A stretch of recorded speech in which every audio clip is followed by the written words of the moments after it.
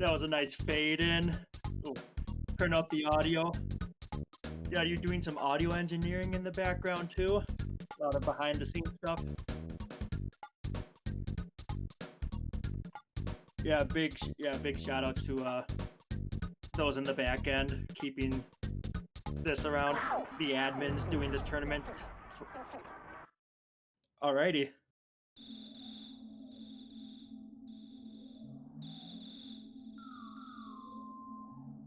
You gave a little joke during the last race about how the first 5 minutes of this run is like mostly story, and I think you said doesn't really matter. Might be a chance for us to give a little 5-minute podcast. Sure. Well, these guys did start right away, but I did notice that is that Hunter? His character is all spelled out. 30th birthday coming up soon. Is Hunter turning 30? That's what I thought his character's model said. Oh. Well, Hunter, if you do watch this after the fact, happy birthday. How are you doing, Wah? I feel like I haven't talked to you in ages. Yeah, it's surely been a while. I actually had my 30th birthday back in August, and despite what some people say, our lives aren't over once we turn 30. Yeah, sometimes it feels otherwise. The jokes about our backs going out and not being able to drink as much as we used to, all those stories I hear from coworkers. Wait, so did you just turn 30 recently? Yeah. 3 months ago. Oh, well, happy birthday. August birthday. 3 months ago. I'm a Leo.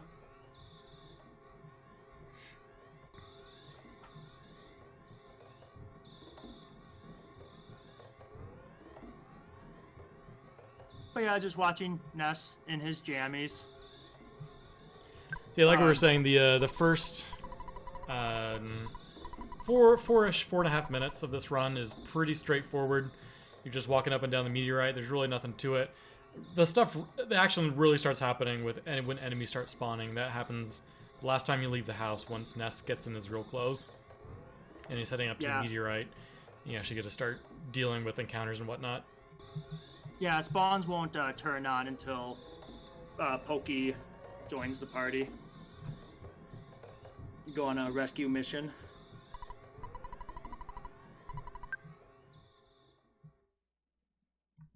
And I had my first race earlier today, and I was definitely a little bit rusty. I had some weird movement in Tracy's room picking up the baseball bat. Like I actually moved up towards her window and L checked her window. I don't know what that was about. It's so easy to like, just you're thinking, oh, someone's actually, or there's people watching and commentating about my every movement, and this is a tournament, and all of a sudden it feels like a little bit more serious, and you just find yourself doing wonky movements and whatnot. And you're like, and it just gets magnified. Yeah, this can really be an anxious part of the run, despite no real mechanics happening. Like maybe you'll see Tracy or Ness's mom move in your way. Maybe your inputs aren't as fast as they could be. But as you alluded to in the last run, there's a lot of spots in this run where RNG can really be a factor. And I feel despite Hunter being like a veteran name in not only Earthbound, but this Boogey percent series. Hunter, and, I mean, I don't want to play favorites, but it feels like Hunter has got to be one of the favorites coming into this tournament. I feel like I've seen him in past tournaments. I mean, Hunter has been around for years, and I feel like I've seen him throw down like 105s and 106 in tournament races. Yeah, he's definitely shown up and put in the practice, and it's been showing in previous years, and I expect him to go far. And yeah, it'll be scary if I end up playing against him later on in this new Swiss bracket. Well, it feels like if you want to win the championship, the road is probably going to have to go through him sometime. That being said, and Graample is a new name for me, and I don't know if it's Graample or Graample. I actually don't know anything about him as a racer or anything. I don't know.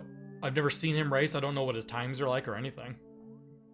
I did take a peek at speedrun.com, those leaderboards, and I did see a 108 time coming out of him. So Oh, really nice. it, So it seems like he knows if the he's throwing down a strat, 108, he's pretty comfortable. my PB in Boogie percent is a 108. So I mean that's top tier. Yeah, that's very competitive.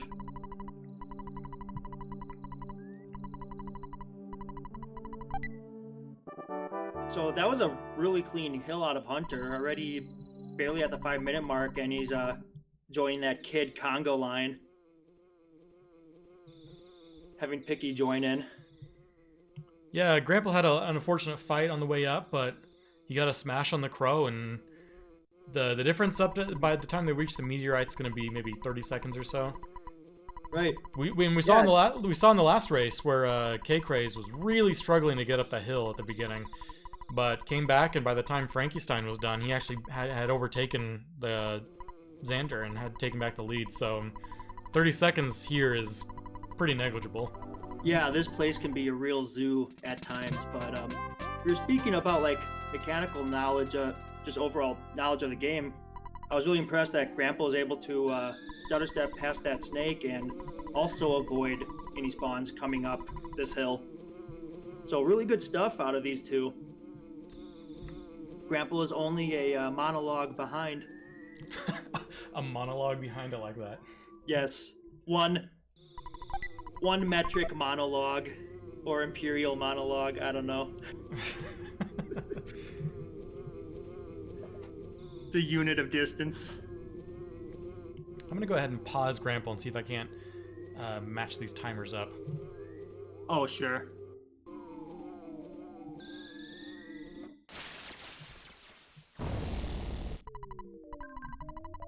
Did I do it? Ah, now 100 behind it. Yeah, I'm a topside meteorite runner myself.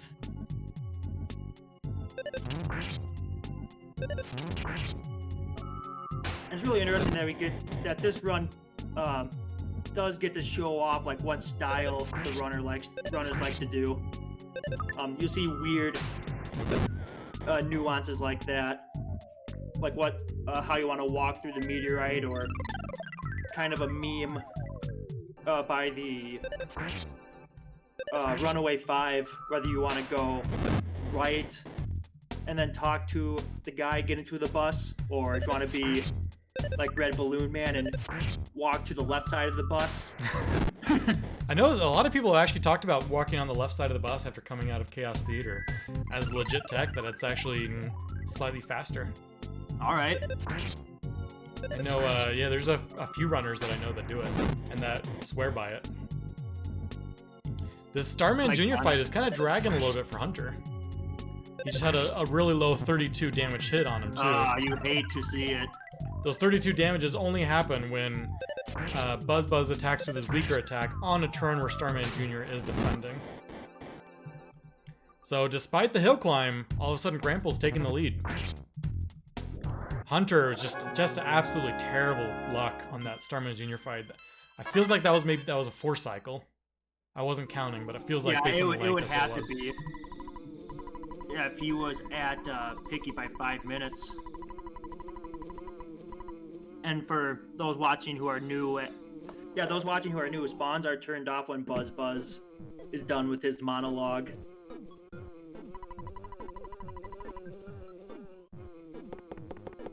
But of course, they turn back on once daytime strikes. Onet.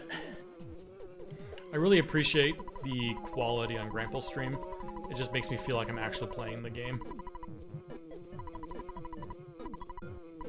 That's another thing I was self-conscious about. I mean, it's also been a while since I streamed in general. I was trying to get the interlacing just right. I was changing it on my capture card and on OBS. And I'm like, yeah, this is kind of good enough. I've gone down the rabbit hole so many times of trying to fix the quality on my stream, or like make it like top tier so you can't even tell it's straight from a console. It looks like emulator. And every time I look into like the cost of everything and how much knowledge it takes and all the finagling you have to do, I'm just like, I'll stick with my composite straight into a capture card setup. Yeah, you might as well get an engineering degree at that point.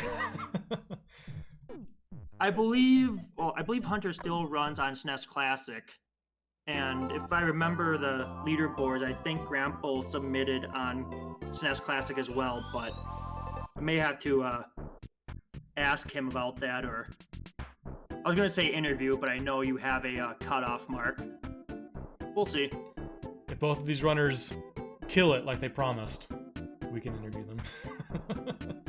Yeah.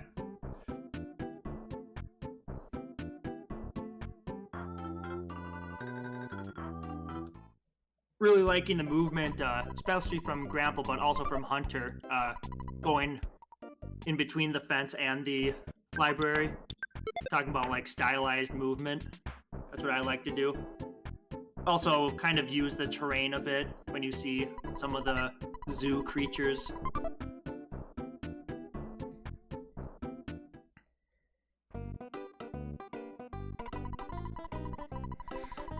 The next thing, I actually forgot to call it out during the last race. When you see the runners start heading south towards the arcade, you'll see them take a wide turn towards the left to kind of go behind the hospital before going down. And by taking that walk route, you actually prevent one of the spawn tiles from triggering, so there will be no enemies in a certain spot guaranteed. Oh, so, yes. Yeah, like what you're seeing Graample doing right now. He's taking that wide berth around, and now there will be no enemies in this first little section. I think it's along the same lines for those watching the last race. In Winters, when Jeff moves down left in order to despawn a goat that's on the lower right. Something about that lower right tile being able to despawn monster tiles. It's some pretty weird stuff if you're really into that aspect of the run. Hunter getting a really friendly Pogopunk fight right there. Very weak attacks. Didn't have to heal. That's exactly what you want to see. And Hunter taking that safety can of fruit juice. I saw a runner do that. I forgot who it was last race, but now 2 races in a row where I've seen runners pick up that can of fruit juice. Hey, if you need that extra 6 HP. I mean, being able to use that instead of having to burn a burger or a full life up can be nice, but it's not too often that a can of fruit juice alone will get you there. So yeah. I very rarely go for it anymore. Yeah, I'm not a fan of it normally, but I think I had a run either this morning or a practice run yesterday where I finished the fight that Hunter's fighting right now, and it attacked me, for 2 HP. I was 2 HP away from max. I'm like, do I really heal for this? Oh, you have to. Every hit point matters in this rank fight that Grample's up against. You see Hunter eating a bread roll. And I think that was a pretty decent overheal. It's very often you see the runners burning their life ups before their burgers. I mean, you're able to full heal right after this, so you always want to burn through those life ups first instead of having to reach into the bag for the burgers, so you have to buy fewer after this, if possible. Yeah, kind of embarrassing that I actually thought of that recently. It's a small thing, but then you're like, after a while, you when you think of it, you're like, wait, that's really obvious. Yeah, the next boss fight, Titanic Ant, it's just beating you down one run, and okay, Grample's fine. More than fine, a 1330, really good stuff. Hunter taking mortal damage and barely getting off the heal, but it looks like Hunter's gonna get through it just fine too.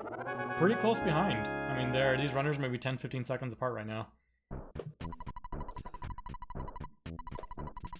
Yeah, and I mean, in this run, there has to be a winner or a loser. I mean, unless you're Classic James and Uko from a couple years ago. I think they had a tying race. But even if this is a 1-0 result for one of these runners, the times are really going to come into play with this new format. I believe, as I was told earlier today, there is a tiebreaker after the first rounds are over. The tiebreakers are going to be based off of your top 3 times that are averaged. So yeah, a single forfeit, like, unfortunately had to happen with Xander last race with some major Mhm. technical difficulties. Yeah, if it is that top 3, then he'll be fine and still be able to put together a good tiebreaker time. Sometimes stuff happens. Yeah, if we see really good times out of this race, it might also put send a psychological message that, hey, this is what you're up against. I mean, it'll affect me anyway. How did you do in your race today? I remember someone commenting about your time that was really strong. Yeah, I was really impressed with how my race went. I definitely had a time in mind, and anything less than that was just a gift or a blessing. Yeah, I think I had like a 730 Starman split, and then everything else stayed in the green. So I was really happy with how things went. Dang, you got a 107.30. That is a fantastic race time. Yeah, and I think I've gotten 107s before, even though my speedrun leaderboard time says 109. I think that was on like practice or just a run that I didn't save. So I'm calling that a PB. Absolutely. So we saw some starter steps out of Graample. He's definitely familiar with the concept. We'll see if it comes into play in Giant Step, where every monster can be affected by that movement. Grample's definitely got a solid lead. He's already on his first slug fight. And Hunter is just now entering Giant Step. So let's see how long it takes Hunter to find that first slug fight. Sometimes you just get so frustrated looking for that first pack of slugs and despawning rats. Absolutely. Wait, Hunter going for this. Interesting tech going for the skip sandwich here. Oh, that's a skip sandwich? Is it the second floor that the cold remedy is hanging out? I'm not sure. I never go for these presents. It's very interesting him going for the skip sandwich. I guess you can use that for maybe some tight situations, maybe in peaceful rest or something to dodge some enemies, I guess. This is news to me. Yeah, I don't remember the last time I saw anyone get that skip sandwich. It's very interesting. I mean, it's not really that surprising that's like a veteran like Hunter would come up with personal strat like this. Maybe his thought process is if he's going to use that room to trigger the spawns, which, you know, I'm eating my own words, that's not what he's doing, but since he's here, might as well pick it up. Maybe not pick up the skip sandwich later on in the Blue Man Group headquarters.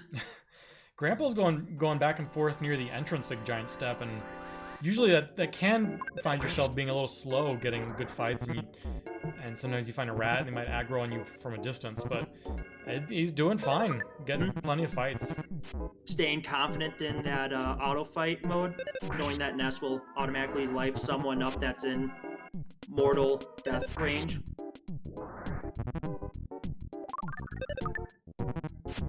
Whereas Hunter is going to cancel the auto fight and basically calculate the damage of each slug. Probably wanted to wait until he's down to that last 4 HP before lifing up. I respect that. Grample's stuttering his way through a ton of rats, but unfortunately gets back attacked right there. Yeah, one of the things with stutter, well, one of the main things about stutter stepping is it's harder to do if there are more NPCs on the screen. And an unfortunate miss.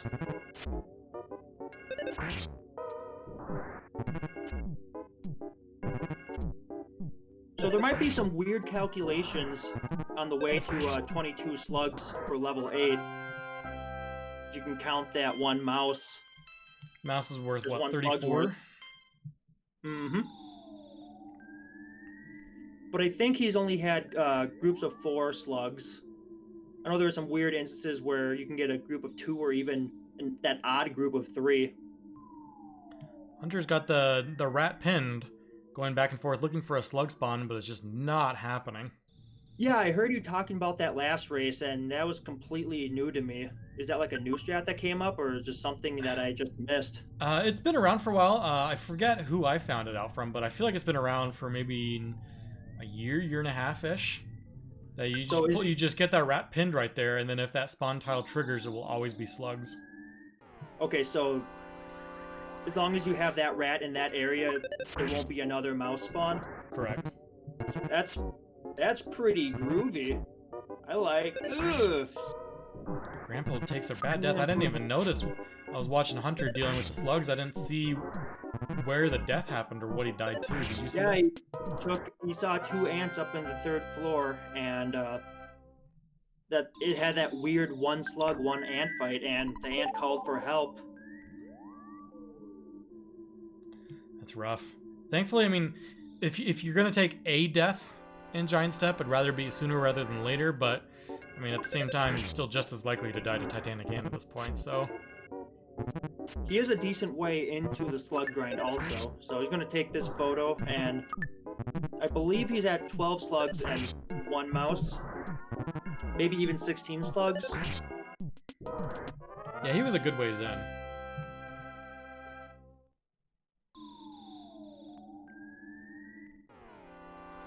Just been too busy thinking or workshopping over my stupid jokes that I lost count.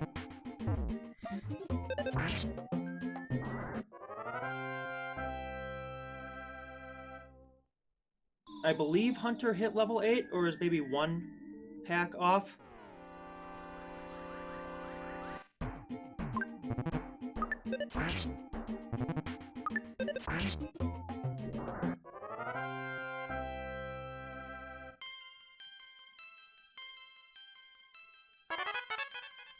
Okay, I thought there was a reason why he took that mouse fight.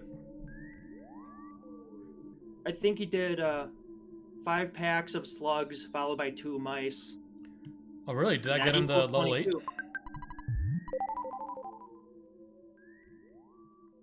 There goes the skip sandwich on Hunter's side, just to allow him to stutter better.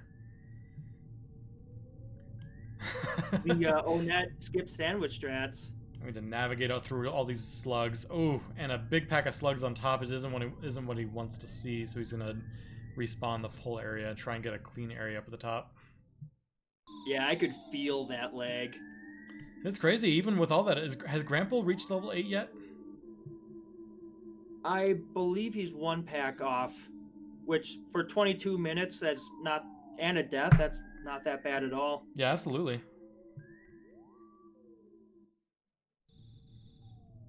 They're essentially in the same spot. It's just, I believe Graample is just behind 1 fight. Which basically just shows that Hunter kind of had some bad luck finding the fights. There's a big 6-pack, so that likely will give level 8 to Graample. Yeah, it seems like finding this pack of 6 slugs can be a real gatekeeper. Hunter just walks back. Is he... Okay, for a second there I was wondering if Hunter was going to grind to level 9. I'm waiting for the person to grind to level 9 and for it to pay off, because I'm all about them safety strats. Oh yeah, you get that 30 psychic points and just go black mage on the ant. Yeah, and 90 HP. It makes the whole fight just so much safer. Mm-hmm.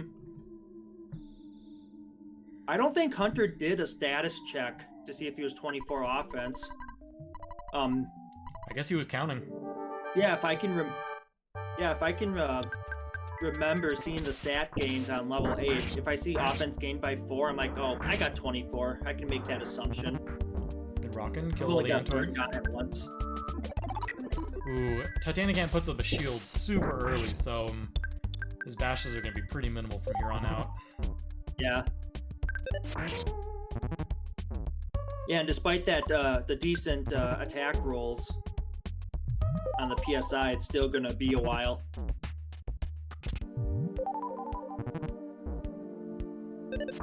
Thankfully, the ant isn't being too mean. He hasn't taken down any, or used any of the stronger versions of the attacks yet. I did see a 35, but it could definitely be a lot worse. Okay, there goes the shield.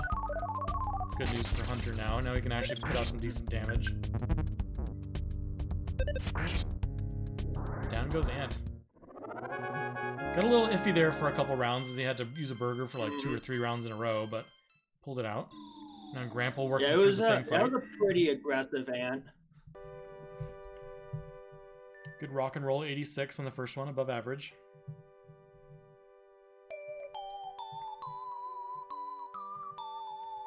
So he's sitting at 157-ish.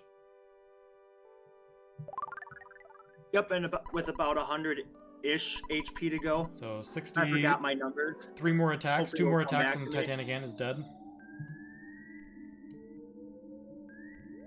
So he should be dead Oh, on this he's next just going attack. for it. There it is. Nice. I like it. Maybe with that death, he felt like he just needed anything to catch up. Holding on to those burgers.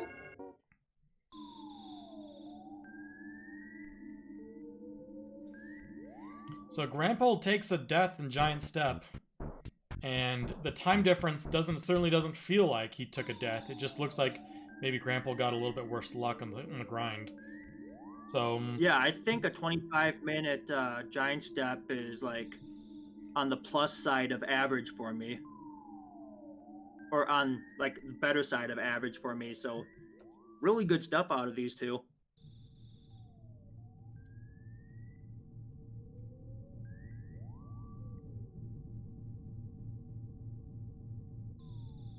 I needed a chance to say hi to the familiar names in chat.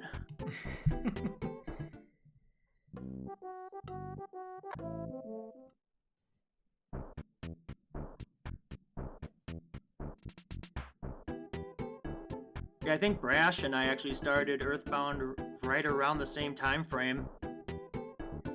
yeah, it probably would have Really been good. what, like mid 2015, early 2016-ish when you guys Yeah, joined. early to mid 2016, if I'm not mistaken. All right.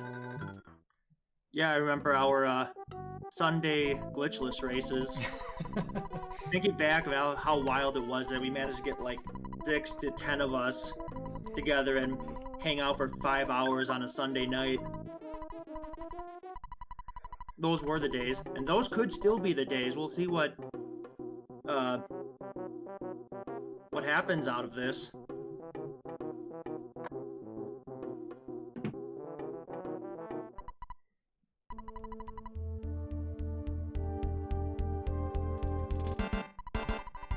So Graample is still opting to buy a couple more burgers. I thought he had a pretty healthy ant fight.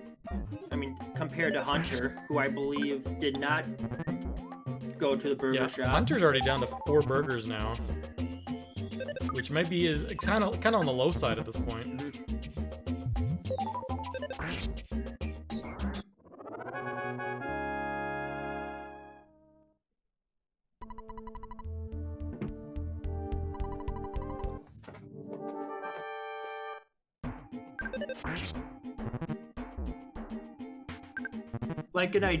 Like for me, an ideal tops split would be to not use any PSI life ups and still be healthy enough to be confident and use a PSI rocket on the 4th cop, and then just You like using save the their rocket on the 4th points cop? for strong. I mean, yeah, I'd have to have a little bit of luck go my way for that to happen, but See, I always played it like as safe as possible. I save all of my psyche points for Captain Strong in case the double rocket rolls low and that doesn't kill him. And I like having extras for more life ups. yeah, that is what usually happens for me most of the time. Usually get a lot of crushing chops or the occasional 40 damage smash. So Hunter going into cop number 4, and Graample going into cop number 2. So we got a difference of 2 cop fights right now. Pretty close still. Do you think 2 cops is closer than 1 Buzz monologue, or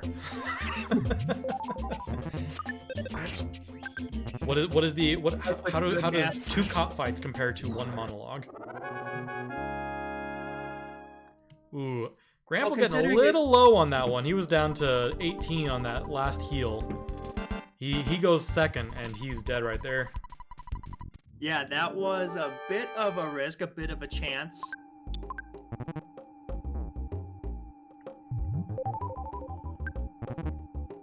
really liking the safe first move Hunter.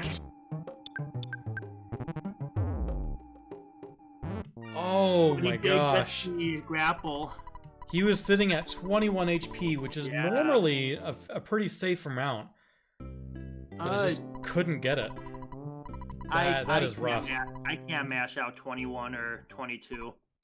I hear some people saying things like they've mashed out like 19 before, but for me, like, unless I'm like 23 or above, I'm not super confident in it. Is this the instant text Earthbound randomizer Andy Perfect saying that, or? I mean, I believe there are a lot of strong mashers out there. That just ain't me. Oh yeah, I'm not one of them either. But yeah, talking about good places like in Grample's run to take a death, this is probably one of the worst spots in ONET to take a death. Hunter's going to have to fight those 4 cops again. It's no save state in this sequence. So yeah, both runners are going to end up taking a death here in ONET. But Grample's location of his death was much more favorable. Ooh, oh, he's low. Oh gosh, and Graample is gonna take the same death.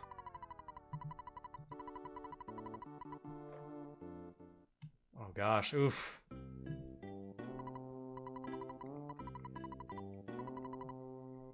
This is them fighting back and me demanding a fast time tonight so I can go to bed.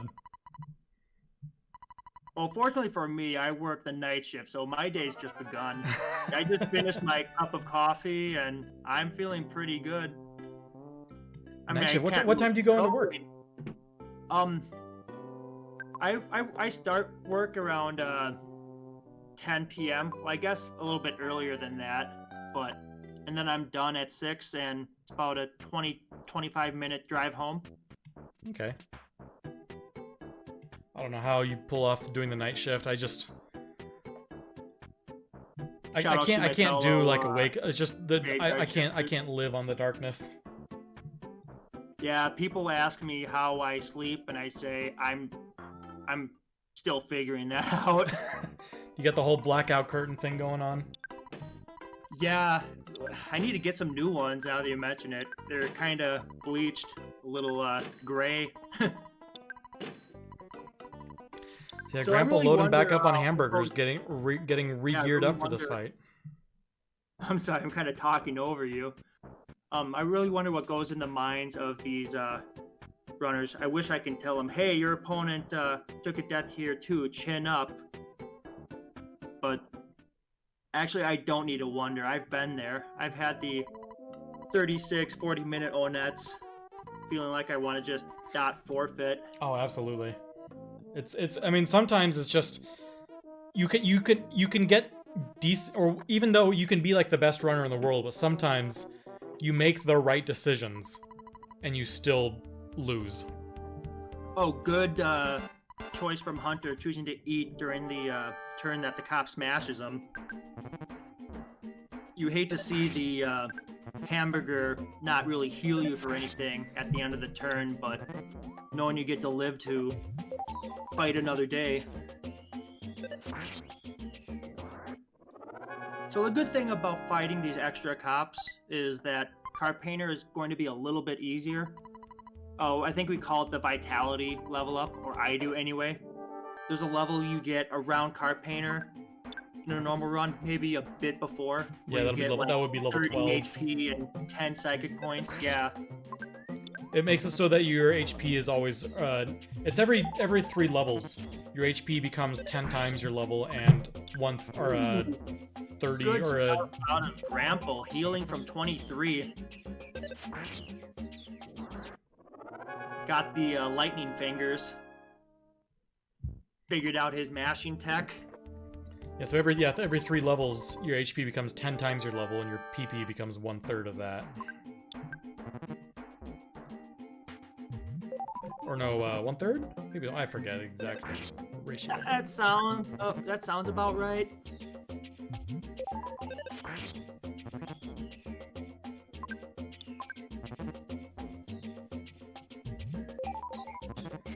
Cops are just going ham on Graample.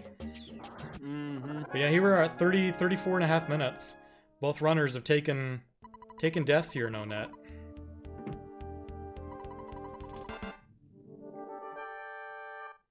And interesting enough, Graample is still that 2 cops amount that you mentioned behind. Yeah. But yeah, Hunter gets out of downs Captain Strong at about 34:30. Let's see what time Graample pulls it off.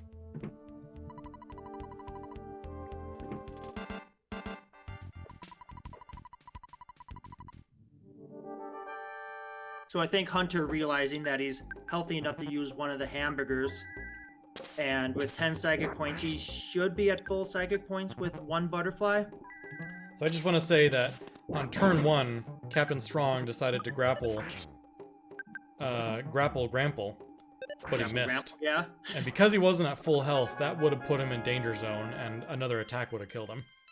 So I'm very glad that that attack missed on turn 1. Yeah. You really love to see those misses, especially when the other cops only have attack options. You'll take any break you can get.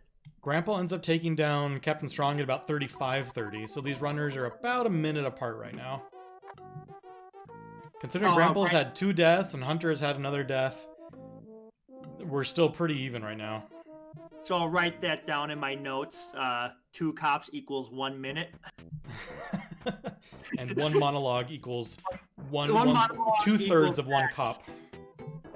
Gotta work on my algebra.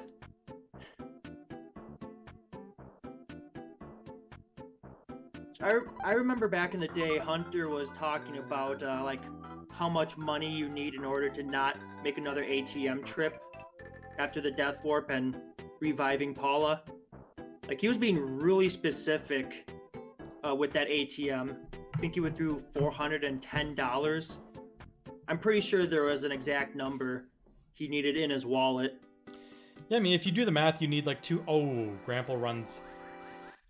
Just maybe zoned out a little bit or something, or just not paying attention, and runs right into kind of a nasty fight with the shroom and 2 antoids. Yeah, the ninja ant hanging out by the tree. There are a few troll bushes and trees that can hide monsters. On the bright side, though, now Graample is $50 more rich. Oh, yeah. I wonder if he will go to the Mushroom Lady in that Peaceful Rest Valley entrance, because she also acts as that doctor who will pay up. Yeah, that feels like, that's just the way to do it. That's just one of those bizarre... I don't know if it's a Easter egg or a cookie, but one of those things that I feel like the runner has to have a casual knowledge of the game, or just be really passionate about the game to know about stuff like that. That's just my thinking. I only learned about that particular lady like during my time speedrunning this game, and I've owned this game since 1990X.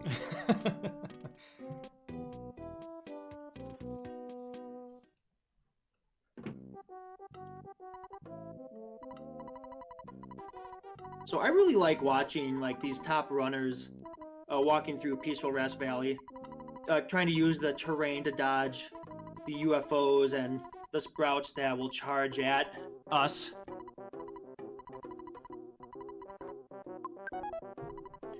Yeah, Peen Train pointing out the mashroomization kicking in. You'll notice immediately when the controls get rotated and all of a sudden Graample turns into a random direction. Yeah, I remember 10-year-old me getting mushroomed, and when someone watching me told me I can just turn my controller to where north is up. I thought that was the most mind-blowing thing I've ever seen or done. Ninja I Dog thought I was taking on freaking Graample. Nintendo. Yeah, whenever I think it always rotates 90 degrees to the right or something. I forget exactly. Oh, does it? That would be news to me. Yeah, I think it's always 90 degrees clockwise. So I always just rotate my controller 90 degrees. I'm just like, oh no, it's happening again. I really like that stop by the mushroom. Didn't want the directions to change as you were charging that mushroom. Seriously. You mentioned during the last race about the low aggression radii of those mushrooms. And to a certain extent, the sprouts, but... I do appreciate that you just said radii. Thank you, thank you. I'm a bit of a nerd, what can I say? I feel like I'm in good company here. I'm wondering if Graample knows that you can sell the mushroom to the lady, because he just walked right by. If you knew, you would want to get rid of it now rather than on the way back. Exactly. Maybe he can't be bothered to waste those extra 10 seconds.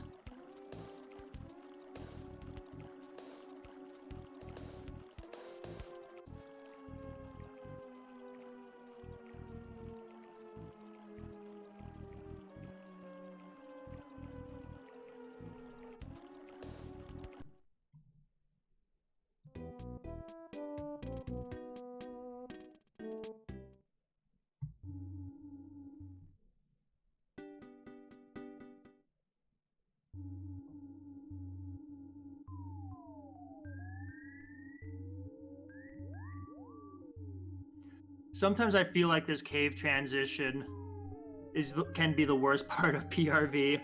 Seriously, it's so slow going back and forth. Like, not only is it as linear as it is, but it's a narrow path, so there's no dodging these. I say that, but there were a couple times where, like, you see that little concave, like, triangle-looking thing in those caves. I've seen, like, sprouts get stuck up in that point, and they just can't move around. Interesting.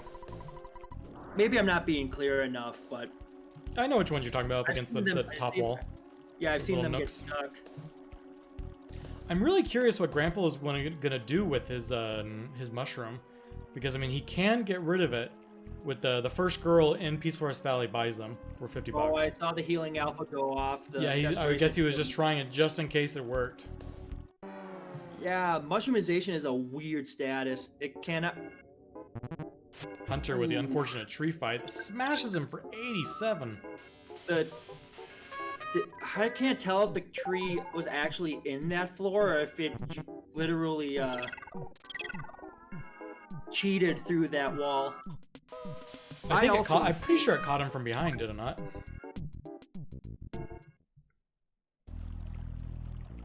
Yeah, it was on the same area as him.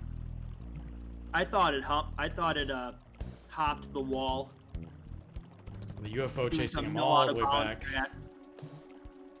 So I'm curious what Grample's gonna do with this mushroom if he's not. It seems like he's not aware of the lady that will buy it in the beginning of Peaceful Rest. So having it on for like the cultist fights and carpenters, that feels scary. Yeah. All right, nice movement. Talking about using the trees and the rocks to Hunter's advantage.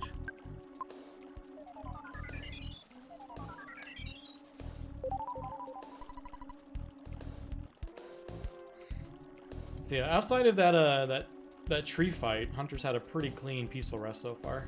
He's already maxed out on HP and Psyche points, so he doesn't need that last butterfly right there. I believe Hunter also healed at the department store. Not going to see any weird life noodle shenanigans. Nope, just going straight toward that cave door.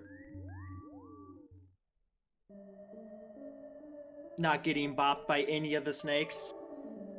Maybe Grample's gonna go. There's a hospital in Peaceful Rest that maybe he's gonna sell it to the dude in Peaceful Rest, maybe. Because I wouldn't want to fight the cultists. Because if it makes you confused on like turn 1 and you end up rocking yourself, you're just dead. Yeah. And then the walk back there is not a pretty one. Yeah, it may not look like a hospital building, but there is a building on the southeast side that, like you said, acts as a hospital.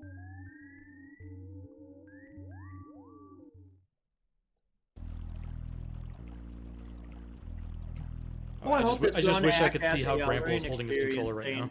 Hey, you can do this, and this will happen. Definitely knowledge to take into the future runs.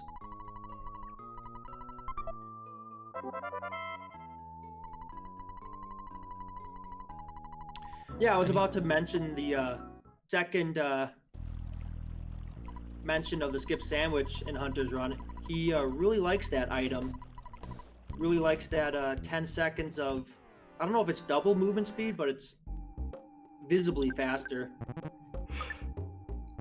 Let's see how the first rockin' goes off for Hunter. You're hoping for high damage rolls to kill at least one of the cultists. And he does get the kill on one of them. So that's super nice. Yep, That makes I the believe rest of the fight pretty 94 is clean. I believe 94 is the magic number. Is it 90? I forget if it's 93 or 94. It's one of those. Yeah, it might be like 93 HP, 94 damage will do it, or...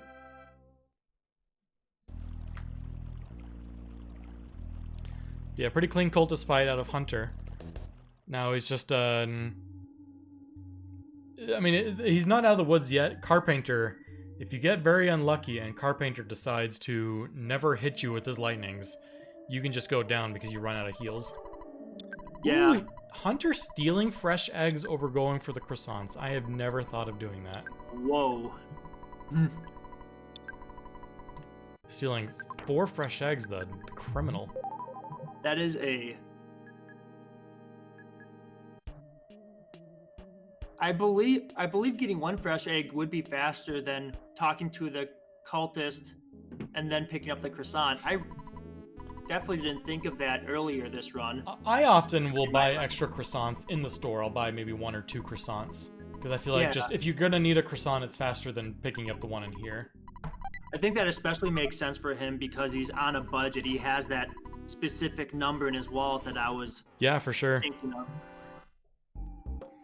So yeah, Graample dealing with the cultist fight down on the bottom. He is mastermized, so if he ends up hitting himself, he might end up dying. Ooh, so he is now dealing with 3 cultists, and he doesn't have enough psychic points to might get the life up to rockin' again. Right? Say that again? Oh, I was thinking whether he was going to get the life off on himself. Oh yeah, and he hits the wrong one because he's mastermized. He's down to 1 more healing item.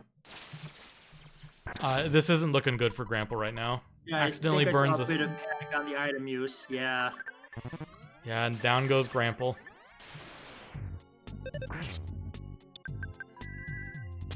Yeah, he might take the death, and at least the mushrooms should be gone.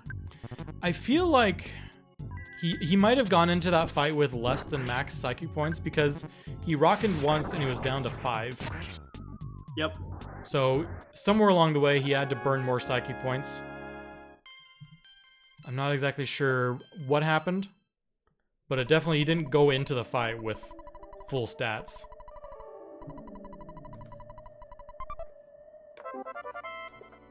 Yeah, I think maybe the status might have psyched him up or something. Absolutely. If you get mastermized and you're just thinking about that, you can it definitely throw you off your groove and you forget to do key things.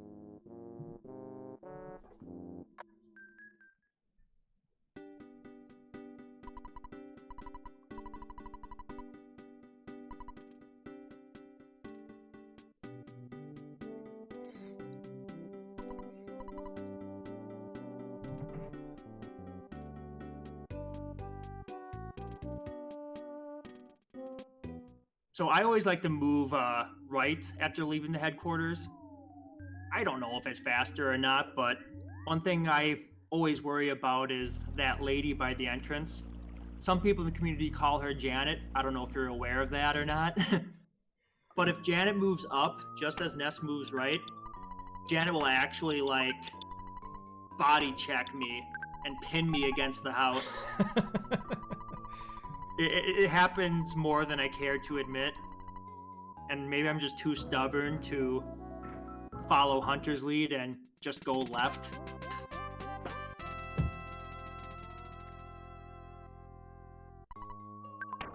You know, I'm just an old 30-year-old now. I'm just too dead set on my ways. Don't like change.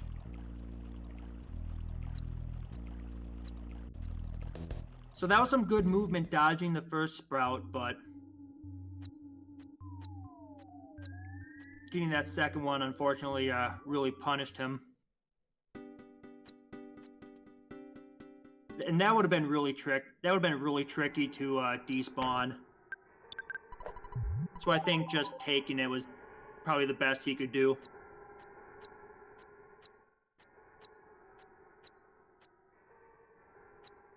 Oh, and I felt that sprout was just far enough away to despawn.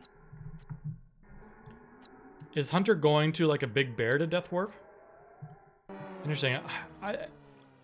In my opinion, it's a little debatable whether it's worth it to go all the way to the bear. I like just taking the mole playing rough. Yeah. Well, we also did see a PRV death warp earlier today.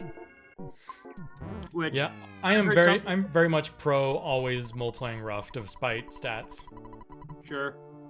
But I mean, you get bad luck, and mole playing rough is a bad idea. It's just every little decision you take and is all just a gamble and on odds. Right. There's always a risk and a reward.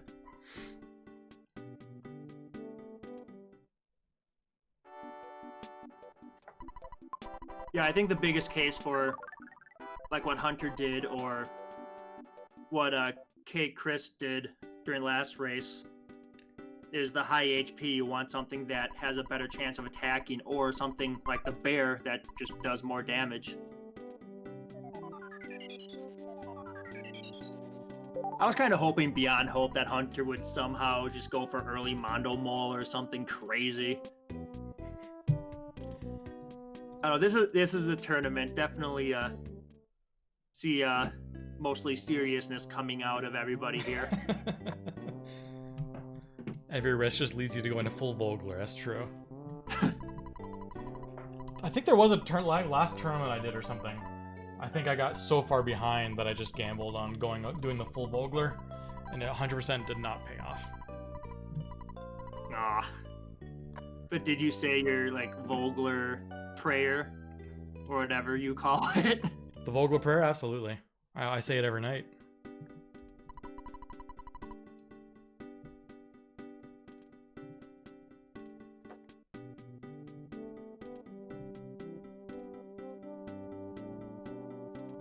So the Vogler strat for the uninitiated is opting, and I feel like I'm pop quizzing myself because I'm trying to think all of this through. So you save at the bus station instead of the. See that is the half Vogler. And then instead of going to the hospital to heal Paula, you pick up the life noodles in Peaceful Rest Valley, which has its own risks of various spawn tiles. Yeah, and it only makes sense to do it if you're gonna pick them up as you go through Peaceful Rest, and you have to go through like 3 spawn tiles in a very small area to get to it and then get out. Yeah, with the main idea being the save point and the life noodles being faster than the department store, hospital, and then the preschool. I mean, if you can get in and out getting the cup of life noodles, it is 100% a faster strat. But the problem is getting in and out. When this tournament used to be like a single or double elimination tournament, and we would see... Oh no, don't do it. Oh gosh, that was so close. Graample almost just took a death if that second cultist attacks. Ugh. Playing it risky, but I feel like you have to play it risky if you're at this point in the game with the 2 deaths.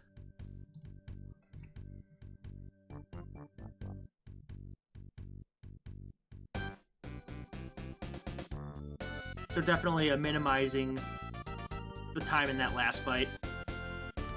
I'm going to take a little bit to refresh. I feel like you were 1 battle turn ahead of me.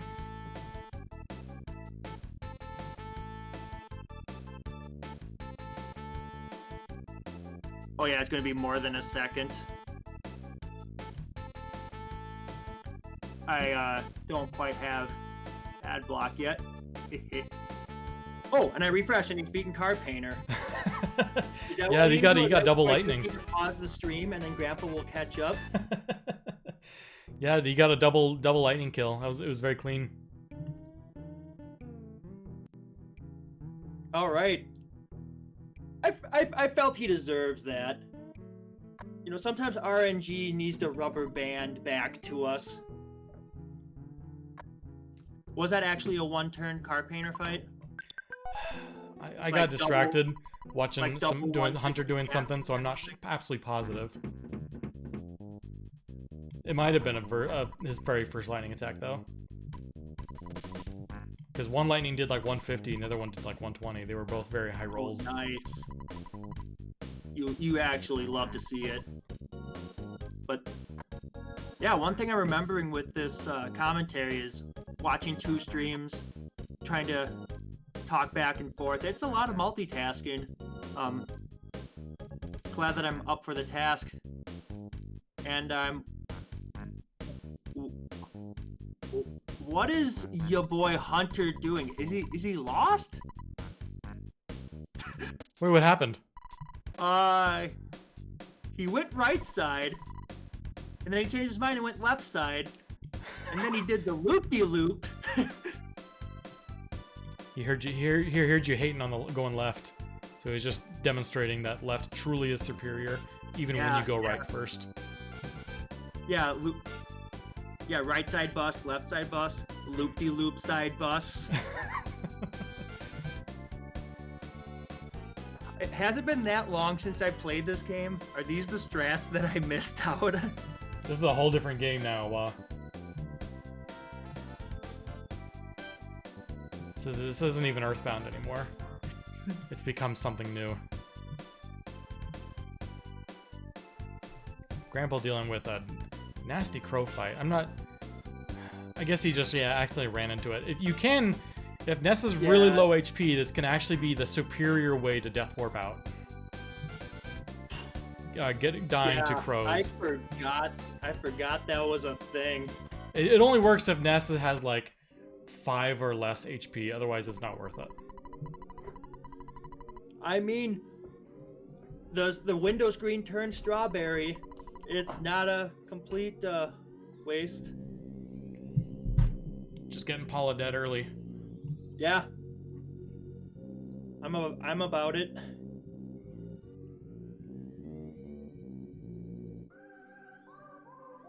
Also, shoutouts to Failbot in the chat for reading my mind.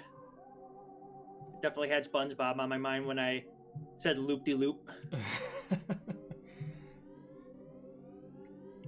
I think I just missed SpongeBob. I like never watched it growing up. I was like just old enough that it was after my time. Yeah. Well, don't feel left out. We'll talk about Nickelodeon. I missed out on the like Salute Your Shorts, like Are You Afraid of the Dark, like early Ren and Stimpy and Rocko's Modern Life. I missed that part of Nickelodeon out. See, I grew up watching all those. Yeah, I guess I was more of the like late 90s, early 2000s. I think Kablam was my favorite. Yeah, even Kablam was like just as I was as I stopped watching like cartoons and stuff. I gotcha.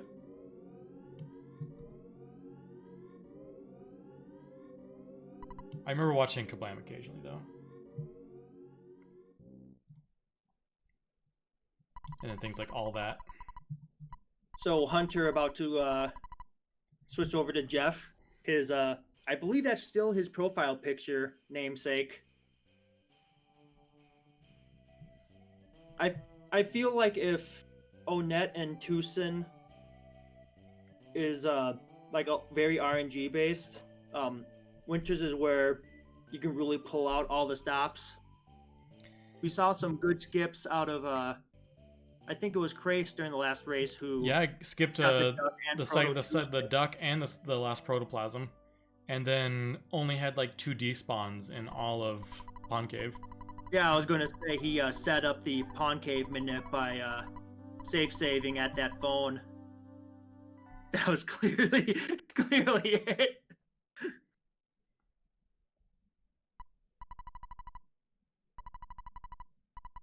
No, GG to Crayson that run. I missed the 10-minute Starman split apparently, but Yeah, he spent like an extra like minute and a half trying to despawn the first enemy at that first little corner. Just whoa. couldn't get it. Yeah, and to finish the run just an hour after that, it's going to be some weird splits to compare against.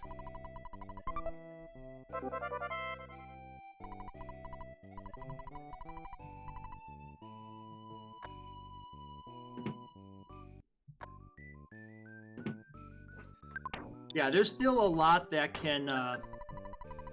There's still a lot of chaos left in this run. The protoplasms are really the biggest gatekeeper. I think my record for deaths, I remember I was doing like just a glitchless run way back in the day, and I think the first protoplasm killed me like 6 times before I got through. Like just consecutively. Yeah, just like I died, I was like, I guess I'll try again. And after like 3, I was like, well, I guess I'm just gonna see how bad it can get, because this run is already dead. Yeah, you just let yourself tilt and just witness greatness. Like the protoplasms leveling up. Like, I guess I'd be fine with the 3-turn death, you know, just taking 10 damage per turn. But really, when the protoplasm calls in the gang, like the purple squad, it just takes forever to end his misery. That's what I really do not like to see, to put up with. And usually for me, if I see the protoplasm call for help, I immediately start defending, and then I start trying to run after like 6 or 7 turns. Oh yeah, I think I used to do that too when I was a more competitive glitchless runner. I remember that being a strat. I like Hunter trying to despawn the crow, and then he came back and the crow was there and he just went by anyway. Yeah, Monkey's really playing with his heart.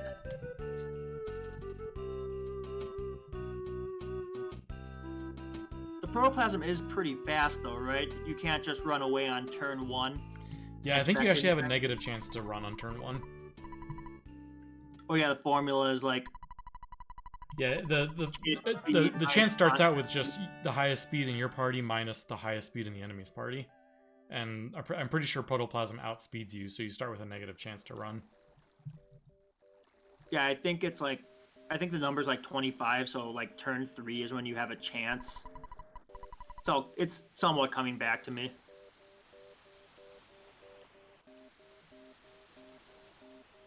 Who's your favorite Runaway 5 member, Andy? Is it too cliche to say like the keyboardist because they're not actually a Runaway 5 member? Oh, you think the keyboardist is the 6th Runaway 5 member? Well, they never show up. Like when they all enter the room and stuff, the keyboardist isn't there. Oh yeah, the keyboardist is only present during the concerts. All right. I remember a user by the name of Drumboardist and I talking at length about this. I just thought it was like a fellow like low sense of self-pride that our instrument player, the keyboardist, you know, doesn't get any love. Terrible. Just out in the back. See, like on Grample's screen, the keyboardist is gone right now, so they only appear during the concerts. Okay, keyboardist, QED. They pick up a new keyboardist who looks identical to the last in every new town. I like that. I like that theory. It's impossible to disprove, so it has to be true.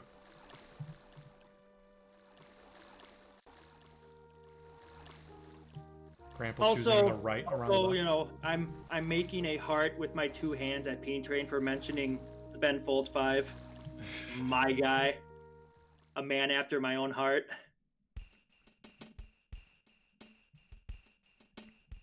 Okay, here goes Hunter, about to enter Brick Road. See how the protoplasm gatekeeper goes. Yep, best of luck.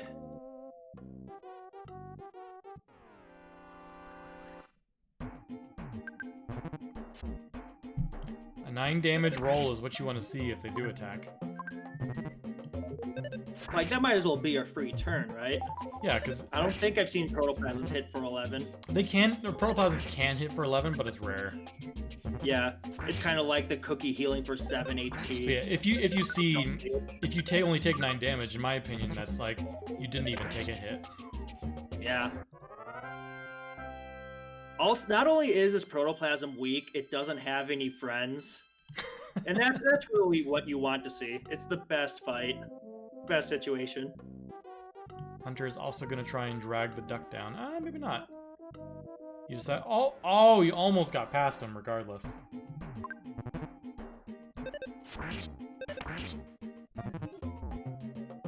Yeah, he like hit the monkey's hitbox or something. I definitely saw some space in between the monkey and the duck. Very questionable. So, I see a lot of people here who have run the game, so they're pretty familiar with this, but the duck has a lot of empty turns. It's like 5 or 6 turns, and only one of them hits Jeff, and nothing else really matters.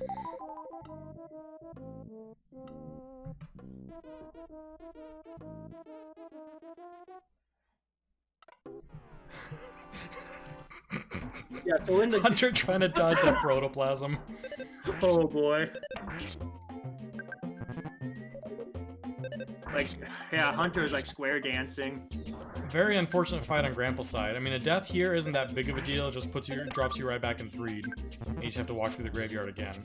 But it's just blah. There's a lot of spawns that can happen in the graveyard. Like when your character starts lagging in the graveyard, you know it's about to get real. Ooh, I think he meant to run away, which he would have had a good chance of doing.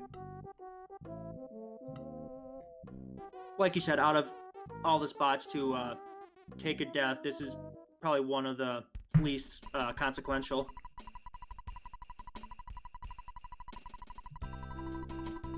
Jeff's gonna take a heal. I didn't see what health he had.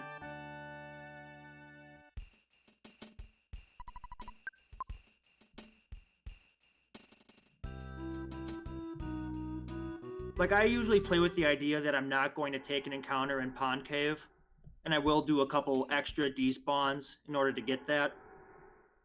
Like, looking at Hunter's screen during the first room, there were some ants that other runners could try to stutter step around. I just feel that's way too much of a gamble. That first room, when you're coming in out of that cave for the first time, I have to get an empty room before I continue. I can't, because it's too often you try and skip that, and you get enemies right ahead of that, and then you get pincered, and you're just forced to keep trying to stutter the entire room, and I just don't like it. Yeah, we are of one mind in that idea. Now this room that Hunter is trying to get clean, in the second little area, I will sometimes try and stutter, because the little area with the pond is very rarely active with enemies. So I'm really missing out on Grample's screen, unfortunately. Looks like he took... Oh, no, I forgot. Paula was already turned into an angel from the last death. Yeah. But after we get ambushed, we'll see... We see Paula's alive sprite. She's back to normal. So that's one of the weirdest spots to get a full heal. As I used to think.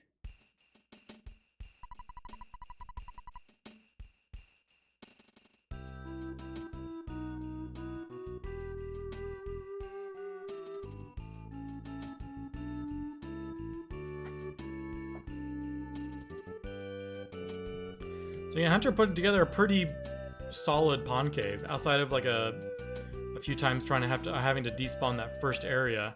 Very clean pond cave, and all that's really left for Hunter is just dealing with Boogey Tent.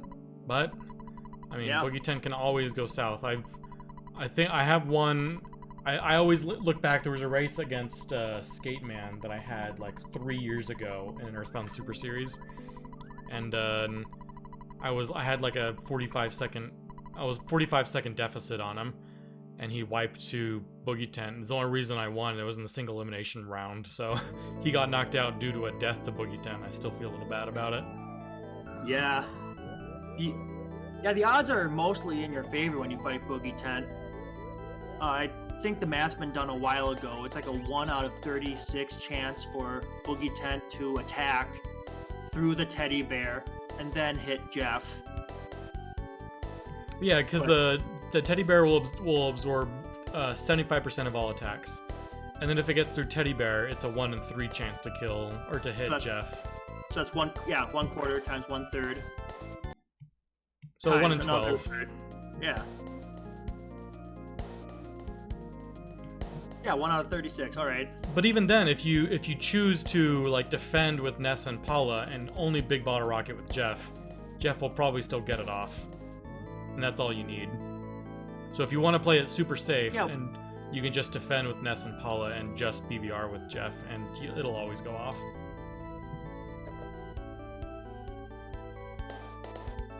Yeah, that's definitely a strat that can be done.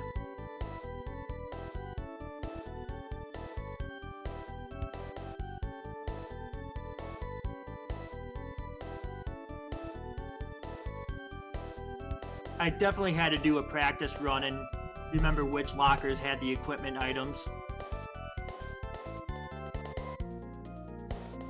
I think there's like an extra spray can, like a broken laser gun.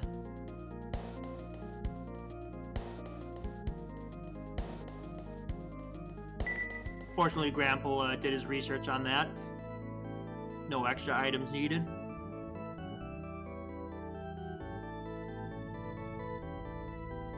I think he did keep the broken spray can, though. Yeah, I generally don't do anything with the broken spray can. I just leave it alone. You just let Jeff fix it? Yeah.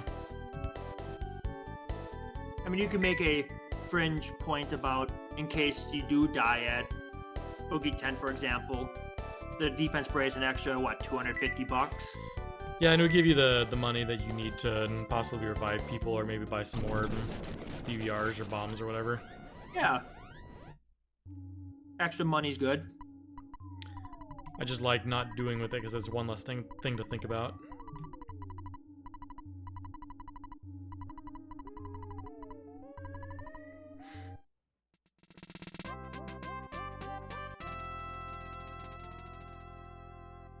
Yeah, I mean, if you really feel like crunching the numbers, like really nitpick where you want to save those extra seconds, I think dropping the spray can is faster than dealing with the defense spray fixing text. Ooh. Hunter coming out of that tunnel and walking right and immediately deciding, oh gosh, there's enemies right here. Whenever I'm leaving, oh, Hunter skipping the teddy. What's that? What's the deal with everyone skipping teddy bears? Everyone just decides the teddy bear is worthless. Well, I guess I'm the weirdo who likes stuffed animals. Yeah, I guess if you make the point that all you need is Jeff's BBR to go off, then you can skip it. But if Jeff's BBR goes off, does low damage, and then Tent attacks Ness and kills him, then you're dead. Yeah, I think if I had to go without a teddy bear, I would follow your first turn strat idea, and that looks like what Hunter is doing. 405, that's about 200 off of the kill, but he has a bottle rocket and another rocket, so the rocket should kill him. Oh, that's a good rocket too. That flash shouldn't matter as long as this rocket hits.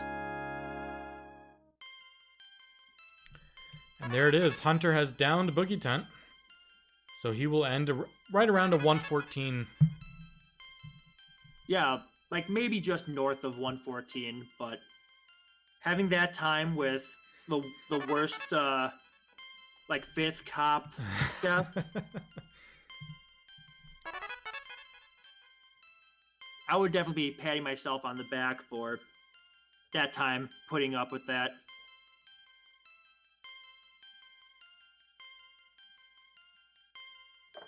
Oh yeah, I gotta turn the stream up a little bit. I want to see if the audio switched over to Graample. Oh no, all I hear is my stupid voice. I thought maybe we got to hear the Tessie music.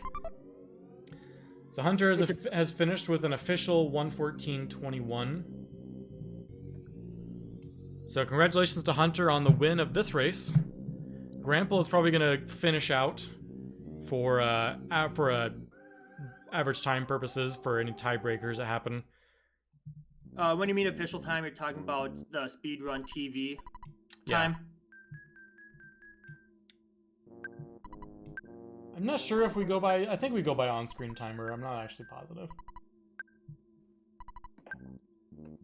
Yeah, that might be an admin question or something for those guys to ponder over. Yeah, the admins. Yeah, not... Yeah. Yeah, you know. Who are those guys? Definitely not me. Shifty eyes.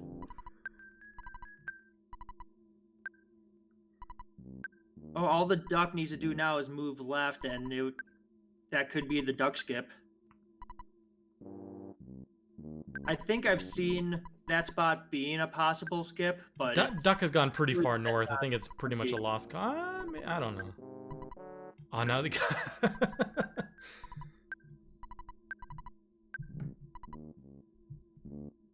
Oh, it looks like he has the setup. Well done. The investment was worth it. Oh, how does he do it? That was pretty much how my second protoplasm went, but just hit the butt feather of the monkey and I took the fight.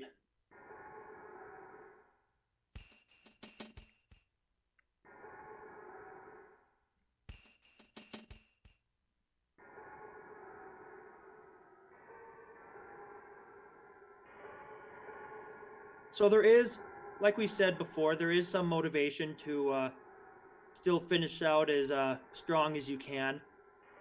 There might be a time where having that faster time will affect the tiebreakers.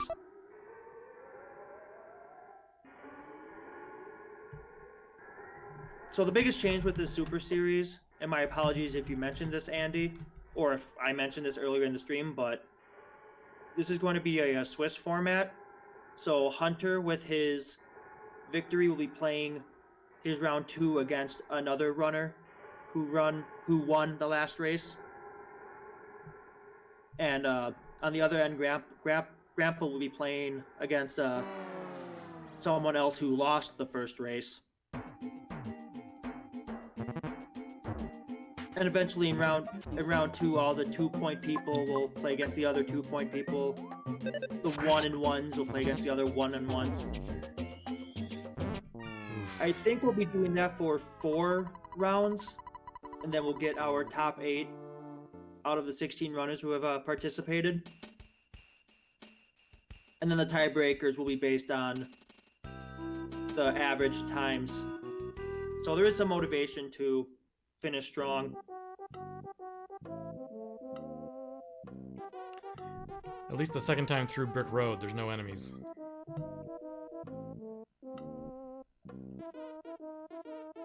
There might be a case to pick up the stun gun just before the end of this cave.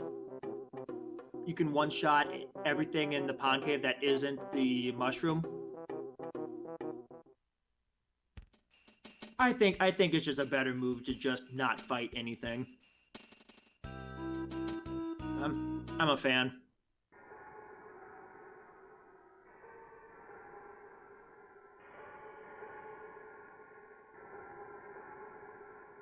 You know, still respect for Graample trying to stutter past these slugs. Showed some good tech and giant step stuttering past the certain monsters, as well as the Onet cave. There was that snake that he stuttered past. That gave him that good start. Just as we see it here.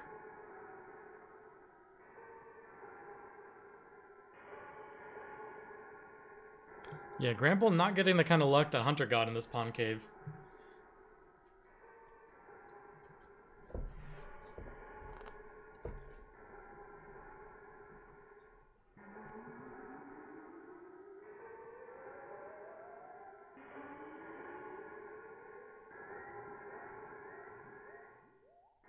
Yeah, Graample being pretty precise with despawning this part. Oh, he had a good mushroom spawn down at the bottom, but the second mushroom on the west killed that idea. Yeah, I definitely like the idea.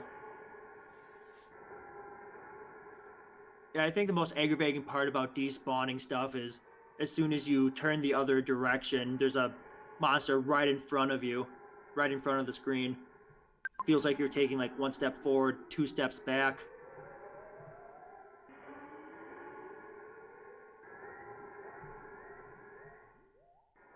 Definitely no faults that I see in his movement. Sometimes you just gotta let the game giveth and taketh. Be pretty interesting to see what happens here.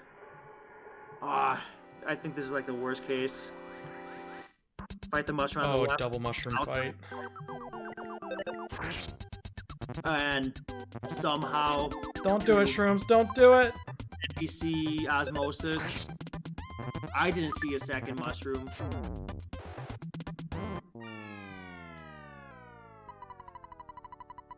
Yeah, that was just pouring salt in the wound. I really feel for you.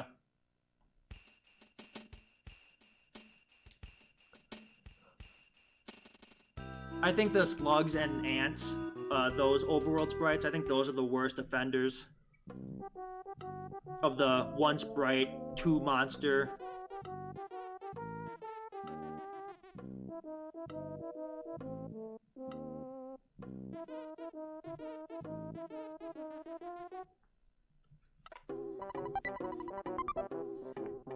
But yeah, anyway, Hunter, congrats on the win. Don't worry about the time. You won. And, what does the meme go? We take those.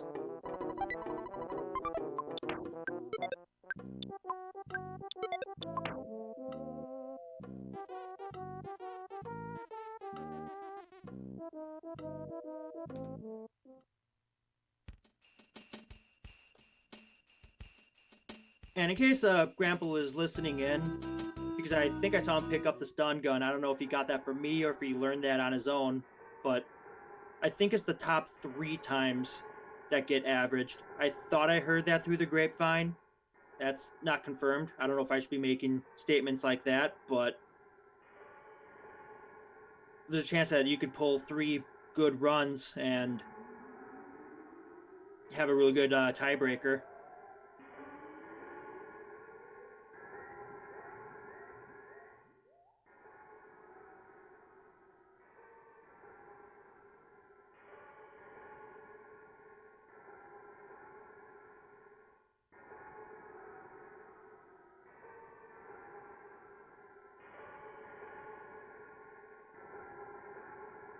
Yeah, Hunter, I don't know if you're still hanging out, but that was some really interesting skip sandwich uses.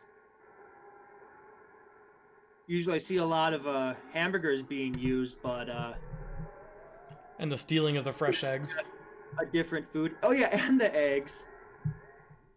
We got an interesting diet coming out of Hunter's Interesting plate. diet. Oh yeah. What is it called? Didn't someone talk about a category where you eat whatever food item your character eats? Like oh gosh. Fatty. That might be a Brash or D-Rock idea. Yeah, I feel like that's a good way to die. What's wrong with eating like 6 burgers within like a 1 or 2 minute fight? I think one of them mentioned it could be like sliders, whatever those smaller burgers are called. Yeah, sliders. You also count those?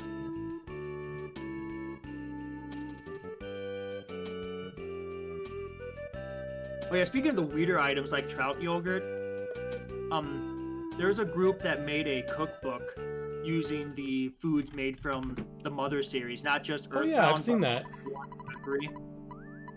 I did order one, and I gave it to my brother, who's kind of like a bachelor amateur cook, who's like really into Earthbound. I would even argue even more so than me, but he's in love with it. That's something actually I've been getting into recently. I've been doing a lot of cooking. Not something I did like growing up at all, but in the last like few years I've been doing lots of cooking for myself. It's actually super fun.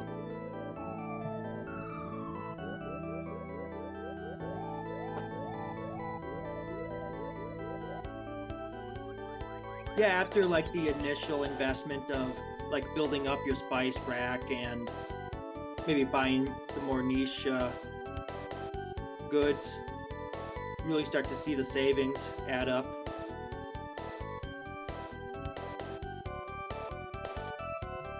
And maybe even more ideally be more like self-conscious about what you eat.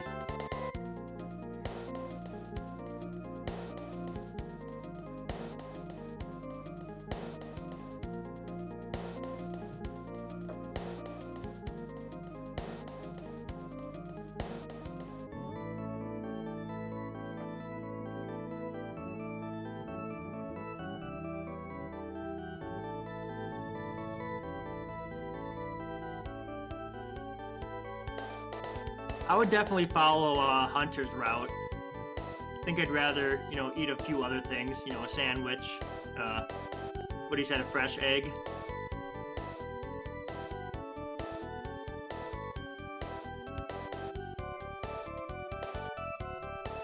Oh, I saw a little bit in Ness's inventory as egg is hatched. I thought he would have gotten full chickens by now. He doesn't have chickens yet? No, I definitely saw a chick. Baby bird.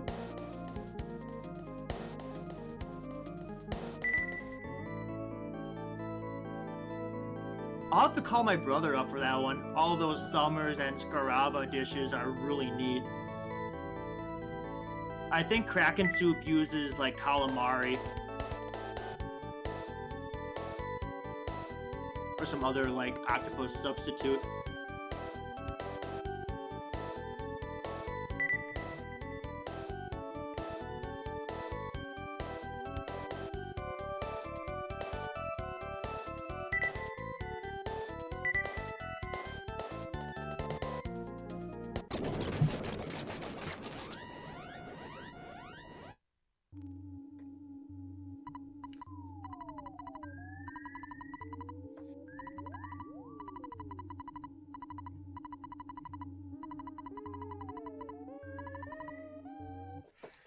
Have you ever considered just answering no to having Jeff join the party?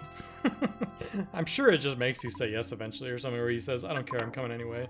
But I'm not actually sure what happens. He just keeps asking. It's like, come on, man. Are you sure?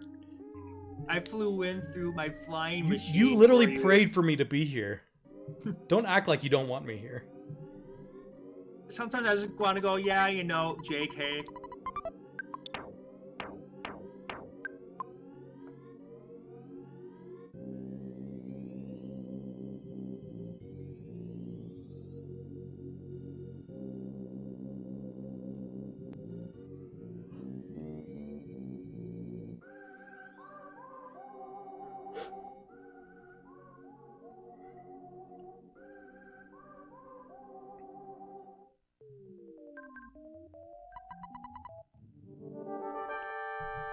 Now on to the Boogey Tent fight for Graample. Let's pray that Boogey Tent doesn't add insult to injury and target Jeff. Okay, we're good.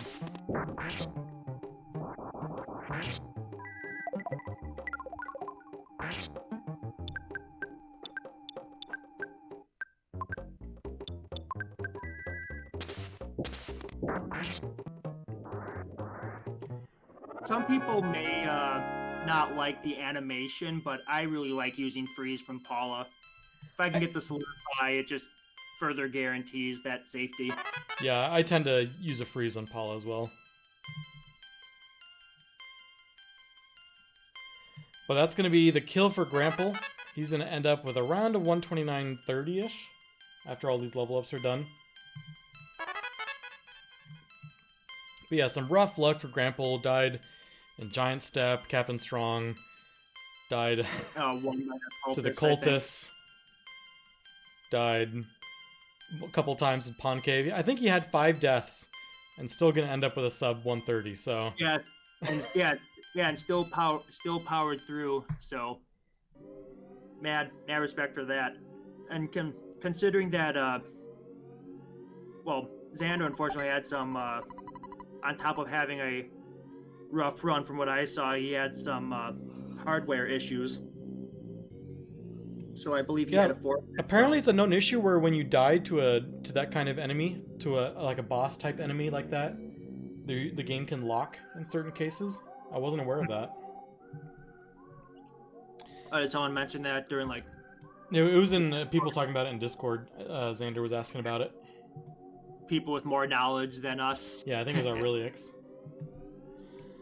But that is going to be the end of the 2 races for tonight. K-Craze takes his win, and Hunter takes the win in race 2. And we have one more race tomorrow evening.